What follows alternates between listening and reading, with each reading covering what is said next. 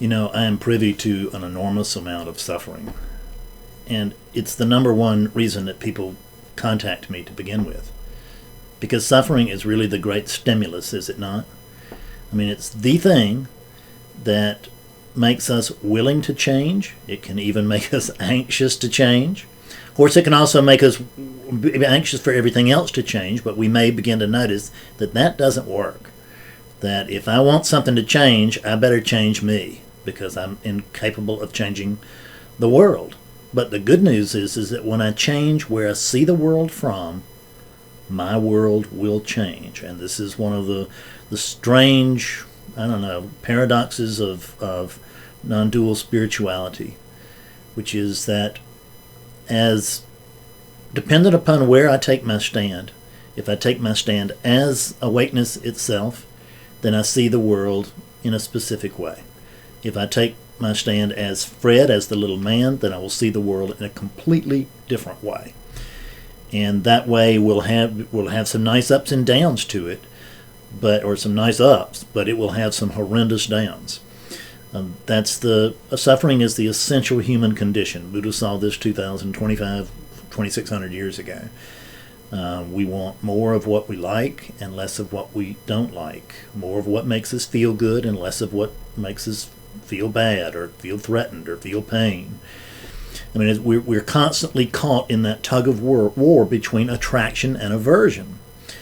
And so the real movement, the fundamental movement here is to begin to take our stand as awakeness itself and not as the tool that awakeness is using right now to talk to you, for instance, and which is, of course, really talking to itself.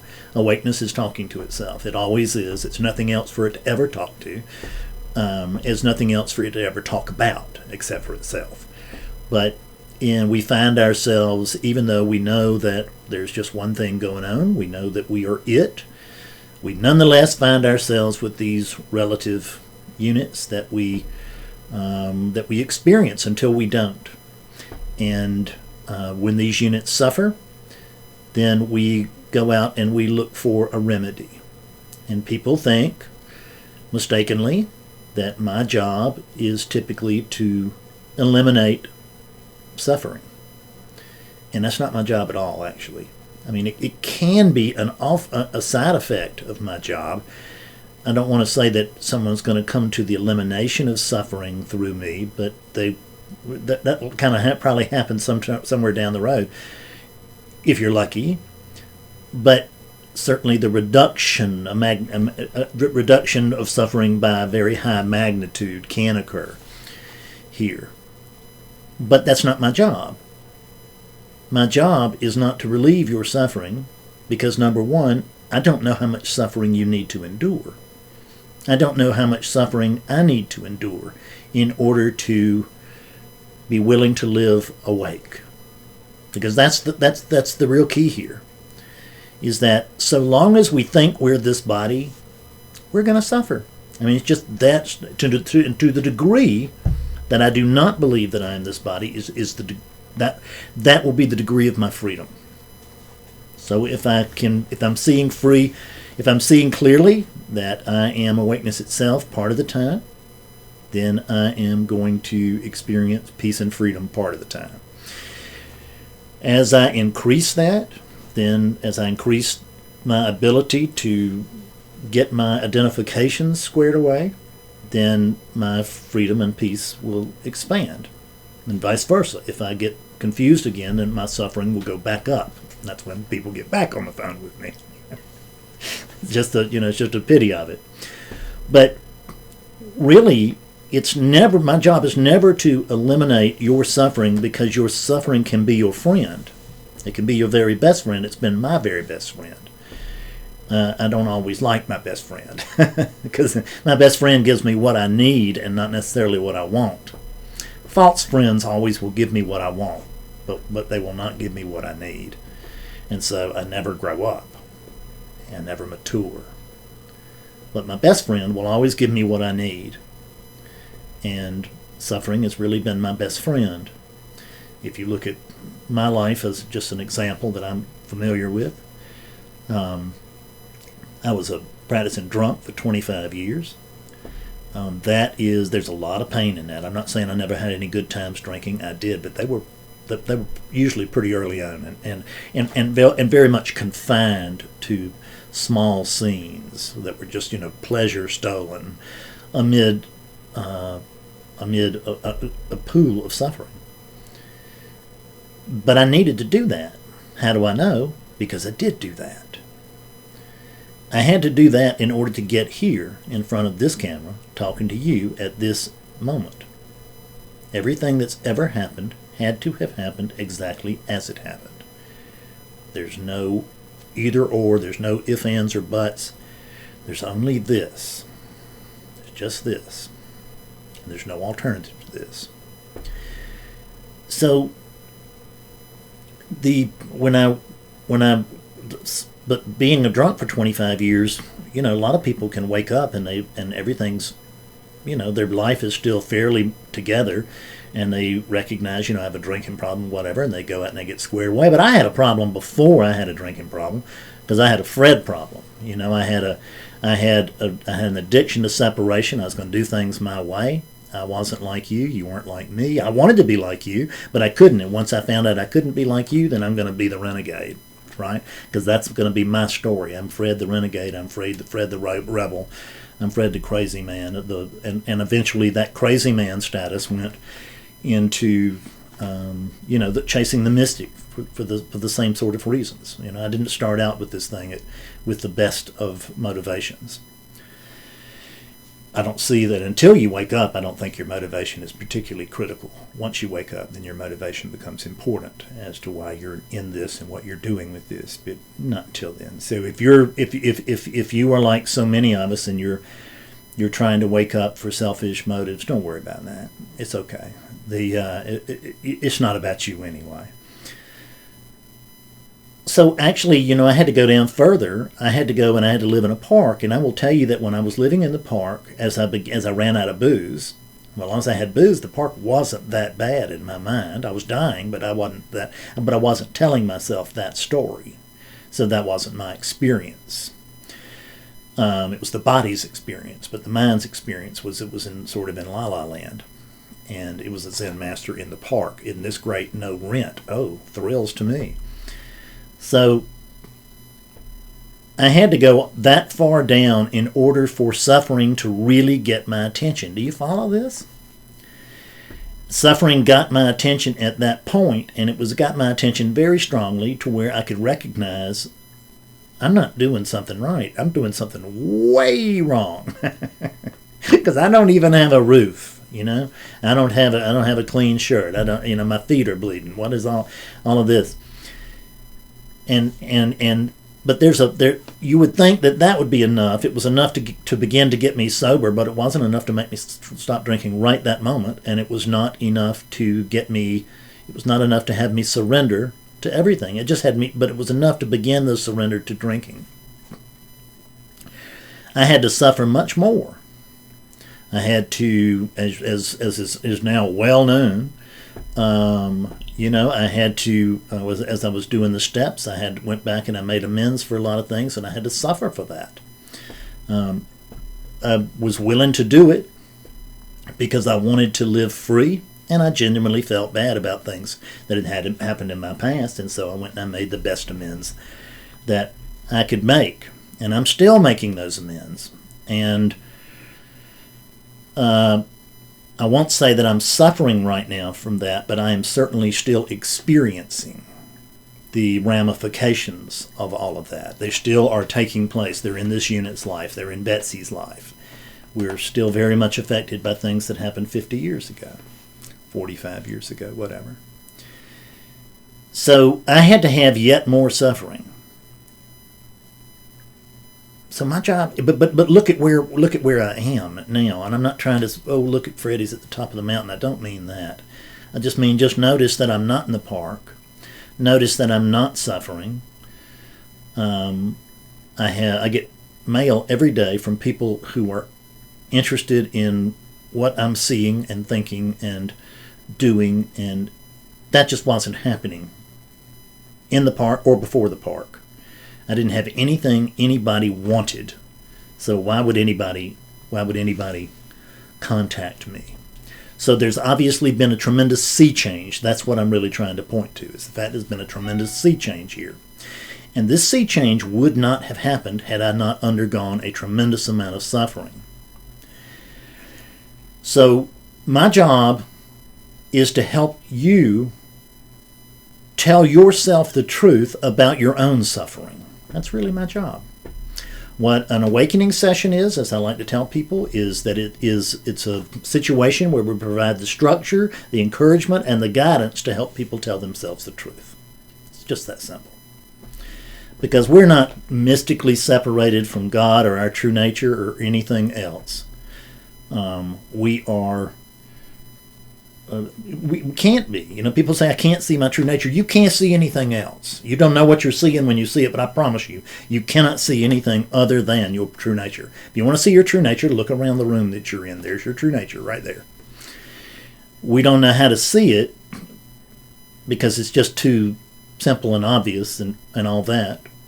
And when I don't see it from the standpoint of the eyes of truth, when I don't see it from the stand of awakeness, where I'm standing as awakeness, if I'm not seeing it from there, then I'm seeing it from the individual's standpoint. And this individual is this Fredness here, or the thought character Fred, which is what it is, just a thought character. There's no Fred anywhere. It doesn't exist. Nonetheless, I noticed that one who does not exist has given me hell for about 62 years so far. And he's given me a little less now, but he can still be a boisterous lad. So, if you want to relieve your suffering, that's what I can help you do, is relieve your own suffering. Nobody can take your suffering away from you, and nobody should. I have the ability to help you. And I say I have this ability as if it's magical and I have it myself. I don't mean it that way. Lots of teachers have the ability to help us with our suffering. Lots of good people who are not awake can help us with the physical pain and physical suffering that we might go through, but it's that psychological suffering that really hounds us. Because the body actually requires, the biology here requires very little to be just happy as a clam. You know, look at this, I've got clothes on and I'm fed and I'm warm and I'm dry and it's cold out there and it doesn't get any better than this for a body. But it certainly can get better than this for psychology, which is that I should have tons of money and hot and cold running girlfriends and, you know, whatever it is that, you know, a Rolls Royce and a mansion. I mean, you know, just whatever it is, the thing that is, or should have all the respect as the big spiritual teacher. If you want to go in that direction, we can pervert that too. You know, all of this, we can pervert anything. There are all these available stories that we can tell ourselves to help ourselves suffer. But when we get tired of suffering, we have to become willing to tell ourselves the truth.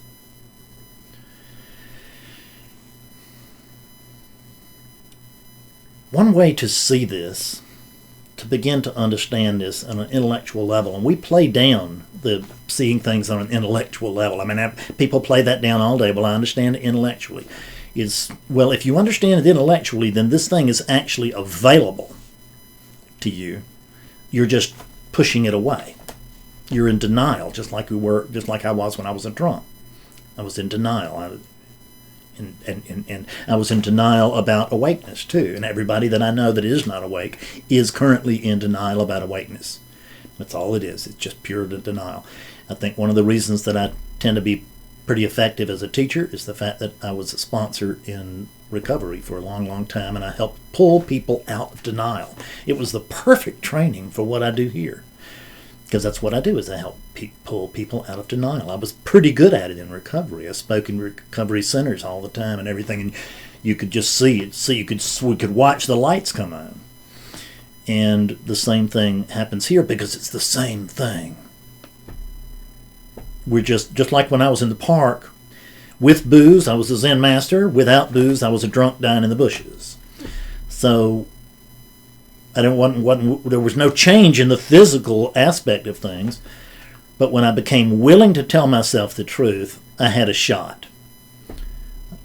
I had a shot at getting out of the park. See, the first thing I got to understand, if I'm living in the park, is that I am in the park. And this is not a good thing.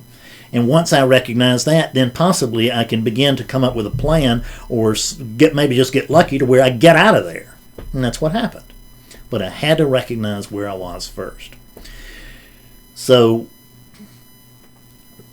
this willingness to tell ourselves the truth is very often the catalyst for that. The thing that really accelerates that will be our suffering. Sometimes my job is not even to greatly eliminate someone's suffering, because if they're not willing to tell themselves the truth, I can't make them. And when I say that you're not willing to, when a client is not willing to tell themselves the truth, I don't mean anything personal in that. There's nothing personal here. So I can't mean anything personal in that. I'm just saying that that's the movement presently, is that it's an egg and it's got cracks in it and there's a little beak sticking out, but it ain't coming any further. That happens sometimes. And until you're ripe, there's nothing you can do. But you can get ripe at surprising times. I've sat at the table, I can remember 3 years ago, something like that, sitting at a table with a woman that I just thought had absolutely no chance whatsoever of waking up, maybe ever. I just thought she was out there. And an hour into our lunch, she woke up and started talking to me like the Buddha. Just clear as a bell. I mean, I couldn't believe it. Never seen anything like it in my life. I have seen like that since, but I'd never seen any. That was the first time I ever saw that radical a shift from somebody who just was not, that didn't appear to be very close. And that'll show you just exactly how wise and observant I am and how much I know about awakening, because I would have not given you a nickel for her chances. So whether our life situation looks like we're ready to wake up, most often I wouldn't say that our life situation will look like we are not ready to wake up. Most often I would say our life situation is going to be a mess, because we're suffering, and we have, and our mate, our significant other has just died, God forbid, or I've just lost all my money, or my health is poor. I've just found out I'm going to die. I certainly get my share of terminal patients. I get my share of those who are terminally ill, and as I like to tell them, then everybody else I work with is terminally well.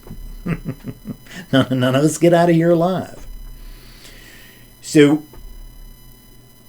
suffering, sometimes what my job is simply to help you live your suffering, go through your suffering skillfully. Which is because some things just can't be avoided. That's the way of life. I have a client who has, there's been a post on this partially by with letters, this particular client I'm thinking of, but I have a client who has breast cancer, and where she doesn't now, thank goodness, but she did. But she told herself the truth going in, because the best thing I could tell her was that you can use this thing, because she's fixing to go into chemo and surgery and all the radiation, and I mean geez, it's the boogeyman, isn't it? And I couldn't tell her this is why don't you just keep your chin up, kid. What I did was I tell her you're fixing to suffer, and but you can use it to go to a deeper level of surrender. If you go into it with your eyes open, you go into it aware, instead of trying to shirk it. Find out who it is that's suffering and why. And she was awake when she went into this, but she's very much more awake now, much clearer. I can tell I haven't talked to her yet, but I'm going to, I think, next week, and we can tell from her emails. We contacted each other several times during her illness, and you could see that here was somebody that was getting it. So here's somebody that had accepted the ticket to the dance and was willing to clear was willing to go through the dance, even though there was there was some tacks on the floor, and it hurt. But still, she was willing to dance because she was going to dance anyway. That unit was going to dance anyway. So when we talk about surrender, it wasn't like the surrendering the body to this.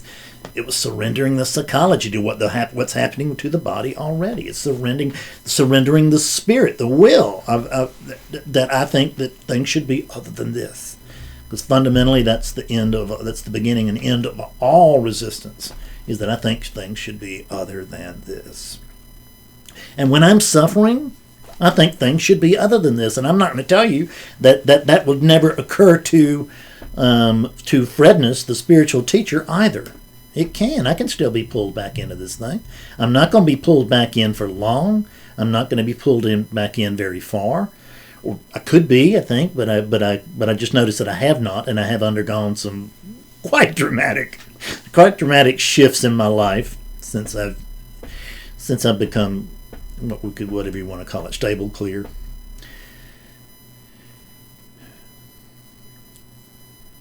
But we don't have to stay there.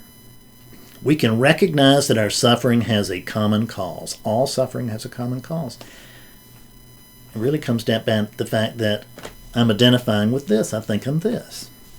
And we don't want to say I'm not this. We're not trying to diss the unit, but suffering comes down to the fact when I think I'm limited to being this. And I think that I'm this and only this. And that's far, far, far from the truth. I'm this, but I am this. In the case of Indra's net, I'm the jewel and the net. I'm not either or, I'm both. If you're suffering, well, let me back up here just a second and say that you have one job. And it will take you, surely, it will have taken you many, many lifetimes before you can complete your job. But you have one job here. And when I say many, many lifetimes, I don't mean like Fred is reincarnated or anything. I just mean there's specific patterns that don't leave when awakeness withdraws its attention from this body. This body dies, but it doesn't mean that absolutely everything goes away forever. It just doesn't. There's nowhere for it to go. So there are patterns that move. Call it DNA if you wish, just to give you an example. So, as long as I think I am just this, as long as I'm misidentified, I'm going to have problems. So what I have to actually begin to do is to begin to accept a very strange movement. And that's the movement toward accepting life without a body. Am I willing to accept life as it is without taking it in through a body? Now, initially, in an initial awakening, we may or may not be aware of the body. There was a time I certainly was not aware of it during my very first glimpse, and I was not aware of the body for part of, I had and I'm sorry, but I had the fairy tale awakening. You don't need it. I wouldn't even advise it. Don't encourage it. But I did. And so there was time there that I can't recall, and that I wasn't, in touch, so to speak. But as soon as I came in touch with this again, you can bet that suffering started. Because now I was missing that. Now there'd been bliss, right? There's the candy. I'm a drug addict. Give me another hit. So I needed more suffering after my awakening. And almost all of us do. I mean, I've only heard tell of people who wake up and, I'm fully clear and clean and all that. I've heard of that happening, but I've never seen it happen. I mean, Ramana Maharshi didn't do that. He woke up and went. It took him years to be able to make any sense out of what was happening. It it took me years. I didn't go live in a cave or a graveyard, but it still took me years before I began to be able to make some sense out of this, much less enough sense out of this that I could teach. This is something to watch for, too, is that because we have this, we've had all this suffering now that we're associating with the fact that I should have woken up earlier, and why didn't I? And so, as a result of all of this, and I want to prove I'm right and that I've got it and all of this, then we've got to be careful, or the ego will take us out and make us a teacher a little too early. And maybe several years too early. Maybe not, but it certainly can happen. Some people can do it, I guess, successfully. I couldn't have. I'm doing all I can right now. If your one job here is to wake up, and this arising is your guru. This is your teacher. It's not me. It's this. It's not books. It's not CDs. It's this. All of those things are to help us. All of those things are good, and they're to help us see this properly. But this is the teacher, and it's got one message, and the message is surrender. That's its message. Is that and what am I ultimately surrendering? I'm surrendering Fred. And I'm willing to surrender Fredness. I notice I haven't completely yet. But I'm willing to. I have to be willing to accept life without a body. Because if you look at it, without your body, how much suffering would there be? How much suffering would you have right now without a body? Not much, I don't think. You check. If you can come up with any, I think that you're imagining it. All of our troubles are caught up in this. We got to feed it. We got to get it love and attention. We got to, keep it warm. We got to comb its hair and get it, get it a job. We got to buy it a car and get it, and get it the right clothes and everything so that it feels right egoically. I mean, we're doing all this for this psychology. We're not doing it for the unit. I mean, we're feeding it the unit and we're clothing the unit. That's great. Shelter for the unit. That's fine. We can get a mate. Good for you. But that mate's for psychology. It's not really for the unit. Now, it is for our race to continue, for our humanity to continue. So I'm not saying it's not important. When you resist your suffering, you suffer from that. Have you figured that out?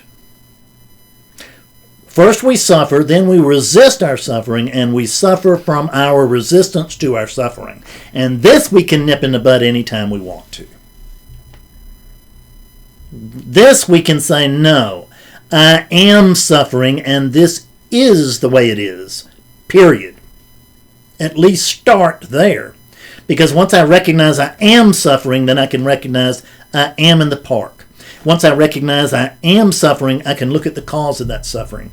And the cause of that suffering is going to be this.